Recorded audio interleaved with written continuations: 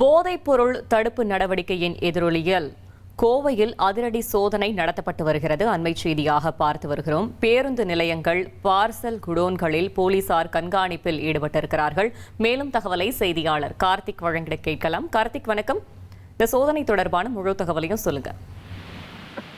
வணக்கம். கோவை மாநகர போலீசார் இன்று அதிகாலை 4 மணியிலிருந்து குறிப்பா பொதுமக்கள் அதிகம் கூடக்கூடிய பகுதிகள், பேருந்து நிலையங்கள் மற்றும் சென்னை, பெங்களூர், வெளி மாநிலங்கள், வெளி மாவட்டத்திலிருந்து வரக்கூடிய பேருந்துகளில் அதிரடி சோதனையை மேற்கொண்டிருக்கிறார்கள். இந்த சோதனையில் பாத்தீங்கன்னா போதை தடுப்பு பிரிவு போலீசார் மற்றும் மோப்ப நாய்கள் மற்றும் தனிப்படை போலீசார் என 300க்கும் மேற்பட்டோர் இந்த காலையிலிருந்து அதிரடியாக பல்வேறு இடங்கள்ல சோதனை மேற்கொண்டிருக்காங்க. இந்த சோதனை காரணம் என்ன கேட்டீங்கன்னா, தடை செய்யப்பட்ட குட்கா மற்றும் போதைப் பொருட்கள் நடமாட்டம் இருப்பதாகவும், குறிப்பா வெளிமாநிலங்களிலிருந்து பேருந்து வாயிலாக கோவை மாநகருக்கு கொண்டு வரப்பட்டு பல்வேறு பகுதிகளில் விநியோகிக்கப்படுவதாக ஒரு ரகசிய தகவல் காவல்துறைக்கு கிடைக்கப்பட்டிருக்கு. அந்த தகவலின் அடிப்படையில் போலீசார் இன்று காலையிலிருந்து பல்வேறு இடங்கள்ல, குறிப்பா காந்திபுரம், டவுன்ஹால், ஆர்எஸ்புரம் உள்ளிட்ட பகுதிகள் மற்றும் காந்திபுரம் பகுதியில் இருக்கக்கூடிய ஆம்னி பேருந்து நிலையங்கள்ல வரக்கூடிய பார்சல் அலுவலகங்களையும் இந்த சோதனையை மேற்கொண்டதாக கூறப்படுகிறது.